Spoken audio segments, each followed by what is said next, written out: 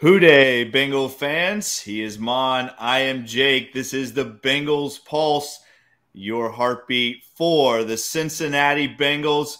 Maan, the draft is over. It's over. You know, it's kind of like Christmas, right? Christmas ends, and it's got the build up, and then Christmas is over, and you kind of have that lull where you're like, oh man, Christmas is over now. For us, it's kind of unusual, right, this year, because I'm excited about the regular season starting. So I want to get through this stuff so we can get to the regular season. Absolutely. Episode 2 already. How exciting is that? No, it was a fun weekend, and I think the Bengals got better. There was it wasn't a lot of, quantity, but there was a lot of quality draft picks. Let's put it that way. They're well on their way to restocking that defensive backfield. I talked about that last week, but it was a great weekend. I think the team got better. Absolutely. So let's get right into it. As you said before, episode 2 of the Bengals Pulse podcast. We want to thank everybody who listened in to episode 1 last week. We had between 600 and 700 viewers. That is awesome. Thank you out there, Bengal fans. Please keep listening. Subscribe to the Wincinnati podcast. Again, Ace and Zim, our guys over there in the Wincinnati family. We're excited to be a part of that. Maan, let's get right into it. There is some news before we get into our draft recap. So let's talk about the news. First of all, Jonah Williams, they picked up his 5th-year option. Also, Kevin Huber, longtime Bengal, has re-signed a 1-year contract with our Bengals.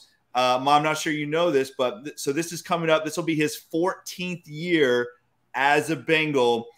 Do you know that right now he is tied with should be Hall of Famer Ken Riley for most games played as a Bengal at 207.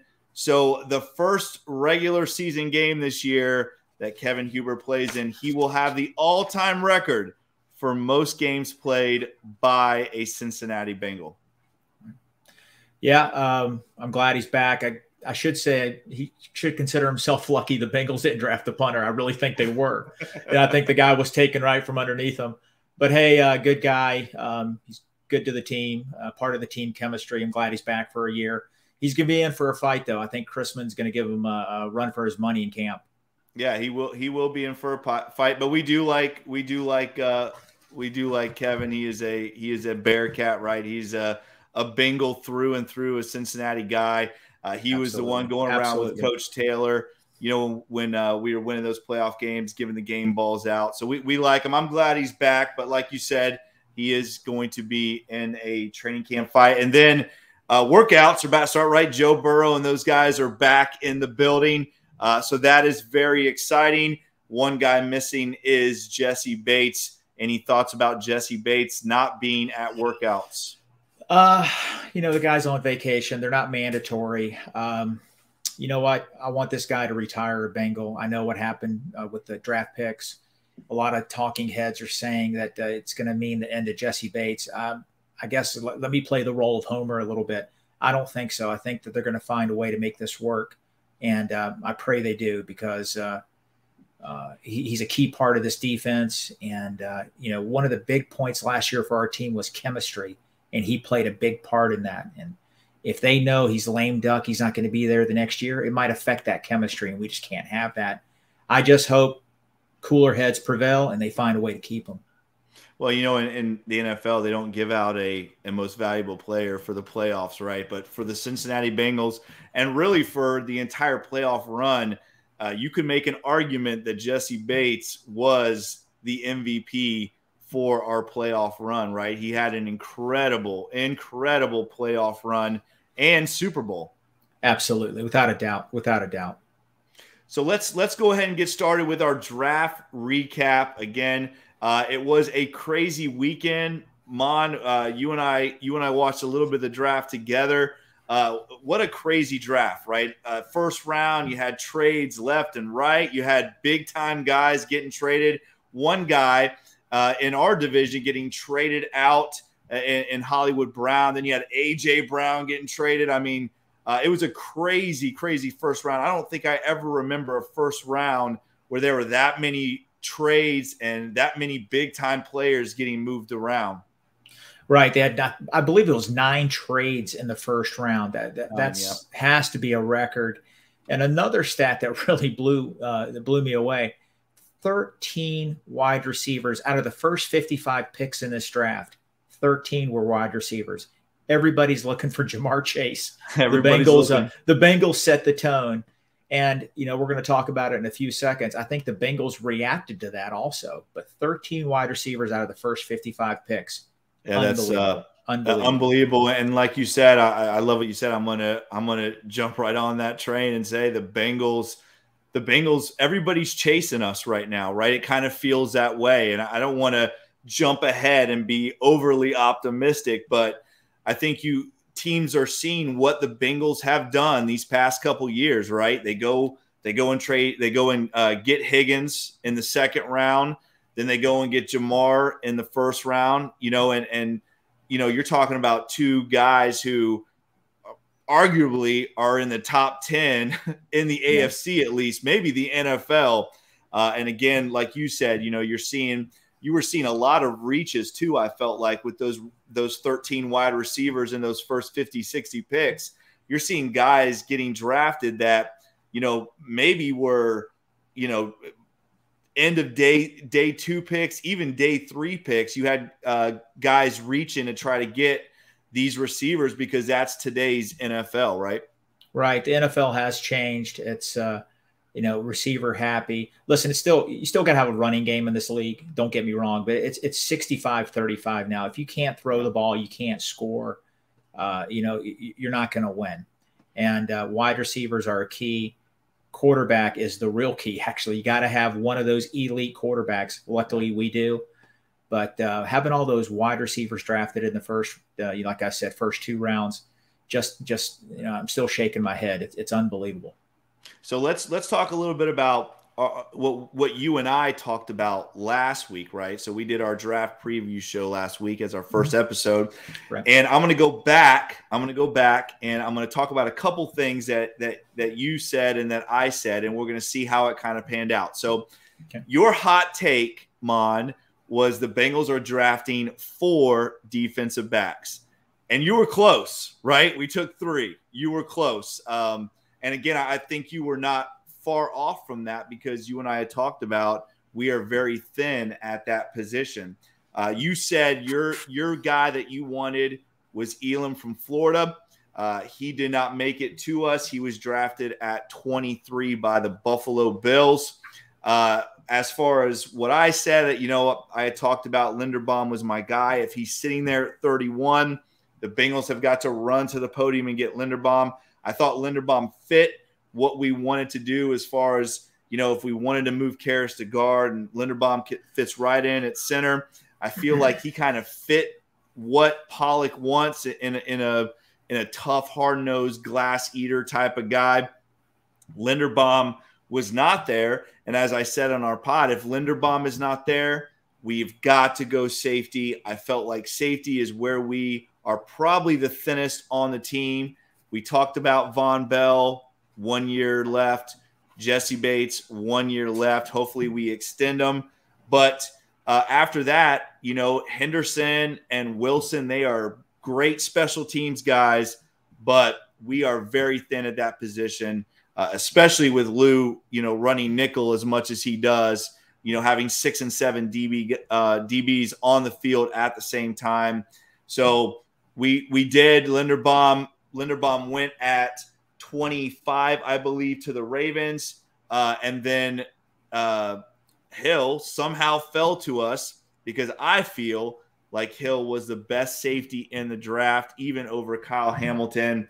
And Hill did fall to us, and that is who we ended up taking. Yeah, that was a good pickup for us. I'm not going to lie to you. When Karlaftis was dropping, he was at number 30. I thought if he got to 31, I really believe the Bengals would have jumped on him and taken him. But, of course, Kansas City picked him. I mentioned last week we simply didn't have the numbers in the defensive backfield. We had really 6 quality players back there, and the Bengals keep 10. and they needed to fill those spots with some quality pieces, and they did in this draft. Somebody that listened to the podcast last week, a coworker mentioned, I'm not insinuating that the Bengals were reaching. They had to just pick for need. The guys they drafted in this draft are solid NFL players. Hill, phenomenal. He's going to help this team so much. Jake, you know this. The Bengals play a lot of 3 safeties. And, okay, Hill might not start because he plays behind Bell and Bates. He's going to play 30, 40 snaps a game. And he plays in the slot, and he's athletic enough to possibly play cornerback. It was a great pick.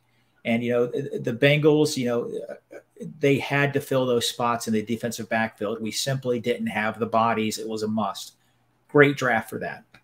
Absolutely. And I want to throw some stuff out at you, because this was a crazy draft, especially being a Bengal fan. Number one, we're not used to seeing the Bengals trade up, right? The Bengals since 1995, Maan, have only traded up 4 times. 4 times since 1995 have the Bengals traded up in the draft. They traded up twice this weekend, right? So I'm going to throw out the 4 names of the guys that we traded up. Can you think you can name one? We traded up to get? Yeah. Yes. Kajana Carter was one. So that was 1995, right? We moved up from number 5 overall to number 1 overall to take Kajana Carter. So that's one. Bodine was another. Russell Bodine was another. Very Russell good. I'm impressed. That was in 2014. Russell we traded Bodine. up to get Russell Bodine. The other two? That was one that was recent. There was. We just talked to him. We just talked about him, actually. Yeah, it was very recent. I'm sorry. Just who was it? Brandon Wilson in 2017. From Houston. We traded up to get Brandon Wilson, and the other one, Matt Schobel. Oh, wow. 2002. In 2002. Cool. So Kajana Carter, Matt Schobel, Brandon Wilson, and Russell Bodine are the 4 guys that we have traded up since 1995, Maan, only 4 times, and we did it twice this weekend. We traded up in the second round to take your guy, Britt, and then we traded up again in the was it the 5th round, right? For Anderson, round, correct. To take Anderson, the safety from Toledo. Right, absolutely. Yeah, they did that. I want to correct you on something. I said last week we're going to draft 4 defensive backs out of our, at that time we had 8 picks. Okay. Well, we used 5 picks to pick 3 defensive backs because we had to trade 2. I knew you were going to say that. Yeah. So trying to call me out on that, right? So you know what? It's sort of in the middle area there. I'll give it to you, right? We started with 8 picks. We ended up with 6, right? Because we traded a 6th away to move up in the second round to take Britt, and then we traded a 7th away to move up in the 5th to take Anderson. So here's another real interesting fact. Do you know the last time, Maan, that we drafted a safety in the first round? I'm going to say Darrell Williams. Once again, you are impressive, Maan. Okay. Yeah. Darrell Williams in 1992 was the last time. Oh, I loved him too. Yeah. The last time that we took a safety in the first round. And I'm with you, man. I was a huge Darrell Williams fan coming out of Miami. He was a great guy. He actually does some charity work down here, even in Brevard, in the county that you and I live in. And I got a chance to meet him. He's a great dude. But yes, 1992 was the last time the Bengals drafted a safety in the first round. And we talked about last night on Ace and Zims, I had mentioned this was the first time in Bengals history, Maan, that we did not draft an offensive skill player. No receiver, no tight end, no running back, no quarterback. The first time in Bengals history, no offensive player was drafted that is a skill player. Yeah, that that was one thing from the draft that really got me. I was hoping we'd get at least one tight end or one wide receiver. I really liked the wide receiver from Boise State, Shakir. Yeah. I think he ended up going to Buffalo, if I'm not mistaken. The Calvin Austin, the wide receiver from Memphis, I thought he'd be a great special team player. Unfortunately, he went to a team in our division, the Steelers. But yeah, we just got one offensive player. And again, drafting all those cornerbacks, the cornerback and the safeties, I think the Bengals are reacting. We talked about it a few minutes ago. All those wide receivers being drafted. You got the Mahomes, you have Josh Allen, you have all these quarterbacks. You have to have defensive backs that are super athletic. And trust me, the guys we drafted this weekend are serious athletes. They made our team better, and they're going to keep us competitive against all those other teams. Agreed. And, the other thing I find very interesting is, some of these draft experts, so to speak, these draft pundits, they talk about how the Bengals reached on a couple picks. Maybe this guy should have been a 5th round guy, or this guy they had in the 6th round. Right. What I find interesting is we're picking at 31, right? So we're picking at the end of every round. So that 3rd round guy that we pick in the 3rd round, well, technically you could consider that a 4th round pick, right? Because we're picking 31. Point. We're right at the doorstep of the 4th round. The other thing that it obviously is tough, because when you're picking, and again, it's been a long time, Maan, since we've been picking at 31, right? Or even in that area, for us picking where we were picking, we saw a lot of guys go off the board that you and I wanted. Absolutely. You just mentioned something that triggered a memory. We mentioned it last night on Ace and Zim's show. I know we're going to have a breakdown of all the picks, but that made me think of Zachary Carter, for example. A lot of the pundits are saying, hey, he should have been a 5th rounder. Dane Brugler, who I love his draft manual, had him as a 5th, 6th rounder. Bengals picked him in the 3rd. Listen, sometimes people overanalyze. They just really think too much about it. If you look at his college stats, 25 career starts. He had 17.5 sacks, 29 tackles for losses, 2 forced fumbles, 8 pass defense. This is in the SEC against the best competition at Florida. This guy's a productive football player, and he's going to come in. He's a good athlete. He's going to produce for the Bengals. We talk about it. We talked about it draft night. He reminds me of a Jonathan Fanene, a Wallace Gilberry, a Frosty Rucker. These guys were rotational pieces. They came in, they give you 4, 5, 6, sometimes 7 sacks a year. I think that's going to be Zach Carter. And you know what? He's going to make this team better. He's going to give us 300, 400 snaps a year. He's going to come in and help BJ Hill and play defensive end also. So he's a good addition to the team. I'm going to let you know right now he's my favorite draft pick in the draft. We're going to get to that in a minute. So don't jump ahead. But let's go right to that right now. You got us started. Let's go right into it. Let's talk about these guys that we took this weekend. Again, we had 8 picks. We started with 8.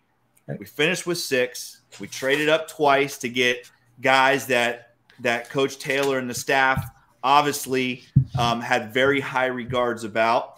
Let's talk about right off the get-go. Let's talk about Daxton Hill, right? Daxton Hill, a very versatile player that we get out of Michigan. He can play nickel. He can play free. He can play strong. This guy is as talented as they come. Again, I'll say it. I think he's the best safety in this draft. He was the guy I wanted if Linderbaum was not there. I think he is more productive than Hamilton. I think he is more versatile. I think he's more athletic. I think he is a guy that I cannot believe fell to our lap at 31. This guy is what you want in a safety in today's NFL. He was number 20 on the big board. Some guys had him in the top 15. This guy is going to, and I know everybody went all over Twitter. This is Jesse Bates. This is not Jesse Bates' replacement. It's not. This guy can do a lot of different things. I still think Jesse Bates is going to be extended, but this is a guy that can blitz off the edge. He can play that Von Bell role. He can play the Jesse Bates role. He can play the Mike Hilton role. I mean, this guy can play in the nickel. He can do a lot of different things. Oh, and he runs a 4.38, right? This guy is an athlete. Yeah, absolutely. Absolutely. Elite athlete. I mentioned it a few minutes ago. The Bengals play 3 safeties a lot. He's going to be on the field. He may not start, but he's going to be on the field quite a bit. You show me a group in the NFL that's better than Jesse Bates, Von Bell, and Daxton Hill. You're not going to find him. Elite athlete, maybe one little knock. He might not be a thumper, but he's not afraid to go up and run support. This guy could eventually wind up at corner. I love the tweet from Dane Brugler. He said that he spoke to a scout, and this scout says that he's the best defensive player to come out of Michigan. I think he compared him to Charles Woodson. That's big praise. Saw that. That's huge praise. That's big praise, right? Yeah, if he plays half as good as Charles Woodson, I'll take it. But Hall of Famer, right? Absolutely, he is. Yeah, definitely safety. Plays a lot of slot. Listen, it's a pass-happy league. We need people like him. He makes the Bengals better. He's an elite athlete.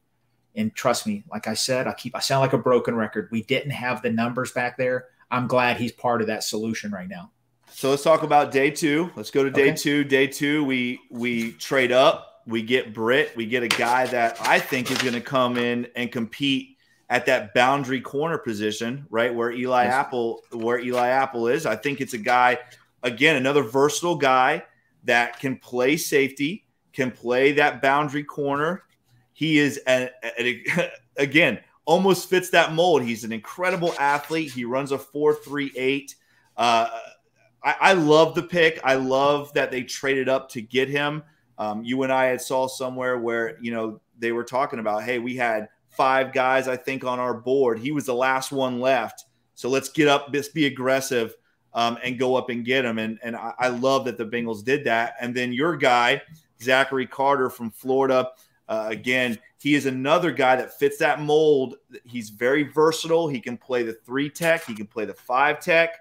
He's very productive in the SEC, right? I think 17.5 sacks, you said, right, in his career. I think he finished with 8 last year, right? He sure did. And a lot of those sacks came from the inside in that three tech position. So I love both of these picks, Mom.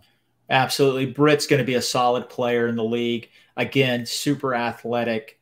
I love his enthusiasm, just his interview from when he was drafted. I just, this guy wants to run through a wall for the Bengals right now. Do you remember the days in the past we would make fun of some of our defensive backs? They were terrible in run support. Remember? Yeah. Some of these guys just would not. They'd get trucked. This is not going to be one of them. He's not he's a more than willing tackler. He's physical. And, look at some of the highlights they showed. This guy is going to help us tremendously. Again, he might not start right away. He's going to play a lot. He's going to give us quality snaps. And he's definitely a cornerback of the future. Absolutely. And again, Zach Carter, your guy, you talked about him already. Absolutely. I love the pick. And we talked last night on Ace and Zim's show. I really wanted us to trade up and take Dean. He was picked, I think, at 83 by the Eagles. Right. I'm okay with the Zachary Carter pick. I like the pick. You can never not have enough 3 techs and those versatile guys that can rush from the inside. But I did want us to move up to take Dean, but I am happy with the pick. So let's go now to day 3. And, day 3 is that spot where you might find some gems, right?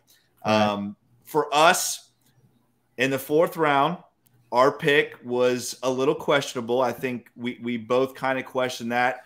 I was a big fan of Kennard from Kentucky. I would have loved to have seen him taken there. But I will say this, that Volson, he fits what Pollock wants, right? And the Bengals, they just seem to be in this mold of, listen, we want captains. We want guys that have won. We want leaders. We want guys that love football, right? Because we've had some issues with guys in the past that do not love football, that might have been talented, but don't pan out because they just don't love the grind. They don't love the work. They don't love the game. The one thing I will say about Volson, besides his measurables, again, I know he's not the most athletic, but his measurables is this guy is a worker. He is a glass eater. He is what Pollock wants, right? He is what Pollock wants. I'm not going to quote Pollock on what he said, but this guy's got crap in his neck, right? This guy, he is nasty. And I think now when you look at how this offensive line is starting to work itself out, you got guys across the board that fit the mold of what they saw in Volson. Yeah, you know, the catchphrase of the year has been glass eater. That's been the offseason catchphrase. I love it. Yeah, and this guy is definitely that. Listen, I don't mind them picking an offensive lineman in this 4th round. You were here at the house and we were watching the draft. When they picked him, you know, I subscribe to a lot of draft publications, online draft, sites. I had to scramble and try to locate some info on him. I wanted Kennard like you, or Salyer from Georgia. Right. That's who I was leaning towards. Mm-hmm. I guess during the Pollock press conference, he didn't use their names, but he mentioned that he wanted guys that could play guard. Apparently, he didn't think some of these guys could play guard. That's why they picked Volson. Listen, I don't think anybody's going to outwork this kid. I know he played at a small school, but that school was a championship school. They had numerous national championships, Division II. He was right? I think 4. I think he won team 4. captain. I think he was team captain 2, maybe more years than that. I mean, this kid is mentally, he's going to come in. Nobody's going to outwork him. And I hope he turns into an all-pro. But I was scrambling. I was, shaking my head a little bit. It's not my I'm rooting for the kid, but if I had to pick a pick in this draft that, the lowest grade, I'd give it to that selection right there. But I hope he proves me wrong. I want to come back in a couple of years and say, hey, I was wrong. Oh, I think it's tough too, because I mean, in the 4th round, when you start drafting O-line guys, it's a reach. You know what I mean? Right. Not so much a reach, but it's kind of a crapshoot. I mean, you don't really know what you're going to get. The Bengals have not done well in those later rounds. I mean, I love Clint Bowling. Didn't he go in the 4th round? I think maybe Bowling? 4th or 5th, maybe 5th. Yeah, I mean, he was a great pick from Georgia, and he ended up working out. But the Bengals don't have a great history of developing these offensive line guys, especially the ones that they're taking in these later rounds. But at the same time, the Bengals front office, how can we question those guys? I mean, they have hit home runs with Tobin and Potts and Radinovich. Those guys, they have hit home runs. So I'm not going to sit here and try to question. I think Pollock has got an idea of what he wants, and I think this guy fits it.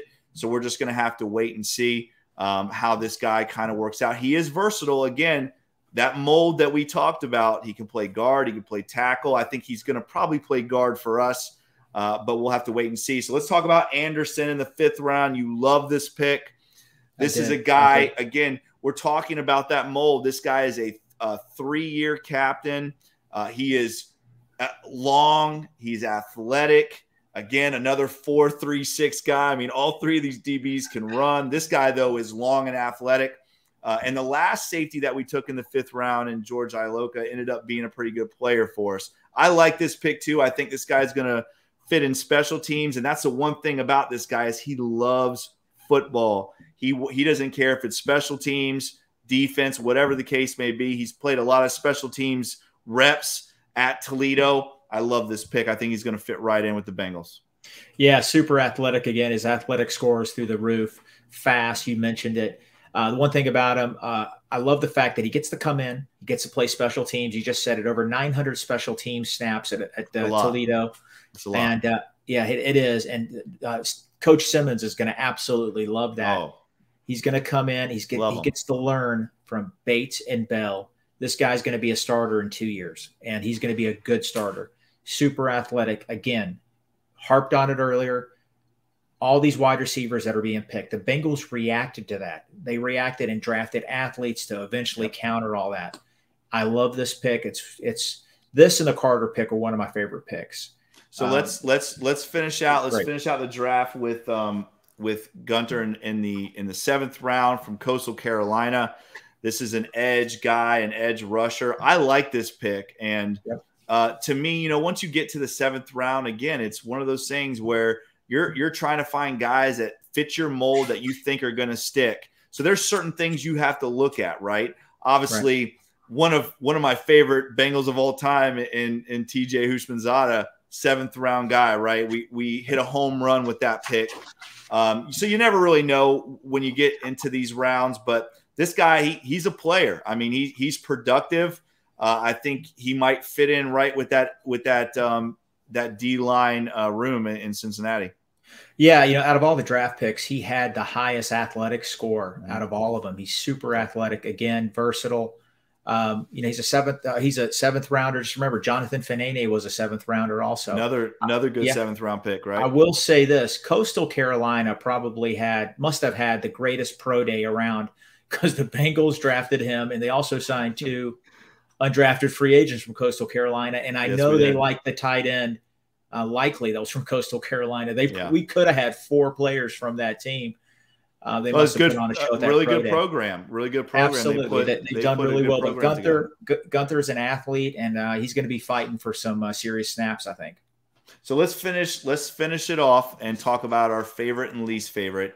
Okay. I'll go ahead and start with my favorite. Again, I got to go with Daxton Hill. I think that's a home run pick. This guy was, top 15, top 20 pick. He fell right into our lap. He fits exactly what we want. I think he's the best safety in this draft. I love this pick. I know it's kind of cliche picking the 1st round pick, but I have to. I think this guy is going to come in and make an immediate impact on this team right away. I love the pick. And he picked number 23 for Michael Jordan. So you can't go wrong with that, right? Yeah. Well, my favorite pick, obviously, I already talked about it. Carter is going to be a great rotational player. He's going to play a lot this year. And I just love the fact that he was so productive in college. I'm sorry, you don't do that by accident. He produced, and he's going to produce in the pros. He got better every year he played. And this guy is trending up, and he's going to be a great rotational piece for this defensive line. Absolutely. I agree with you. Real quick, least favorite pick.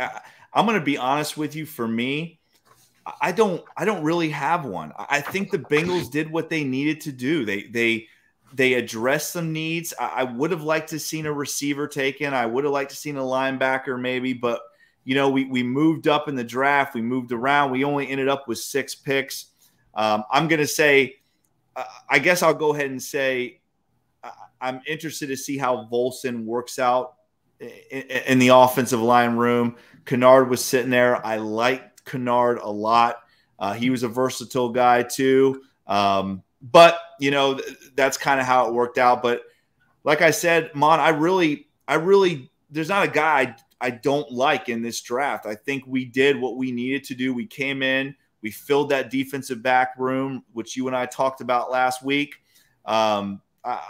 It's just hard for me to say that there's one guy that I really didn't like. I think there's guys that you and I both wanted. I know you loved the Jones kid, but for me, I think the Bengals filled their needs. I think they did what they needed to do. We got our entire Super Bowl roster returning. So, you had to go in and fill some of those positions, but I like what the Bengals did. Yeah, I hear you. The Volson pick. Listen, I'm not trying to be critical. I want the guy to succeed. I want to come back in a year or two, say, hey, I was wrong. I just wanted. There's a couple other players that I thought were there that I wanted. I mentioned them earlier. Kennard being one of them. Yeah. Listen, I was a little confused. I didn't have the data on him. His pro day numbers were different from the combine. Trying to figure out which one's which. Listen, the kid's not going to get outworked. He did play at a solid program. He's a champion. And you know what? I wish him success. But right now, if I had to pick one, that's going to be the one. I just think that the Bengals could have chose a different player. And I don't have a problem with it being offensive line, though. So real quick, your draft grade. Everybody was all over the board. Real quick, I'm going to read you off a couple of these draft grades. Pro Football Network had us at an A-. PFF had us at a B+. Kuiper had us at a B. He did say we got the steal of the first round in Daxton Hill, which I agree with. Washington Post at a C+. So we had a bunch of, and I don't really stick on these grades. But it is interesting to see that everybody's kind of all over the board with the Bengals. I don't know how you could give them a bad grade. I mean, they filled what they needed to fill in free agency and in the draft. What's your draft grade real quick? I'm going to give it a B+. Depth, speed, athleticism. It's a solid B+ to me. They sound like a broken record again. I'm telling you, the defensive backs we picked were needed, and they're going to fill massive needs, and it made this team better.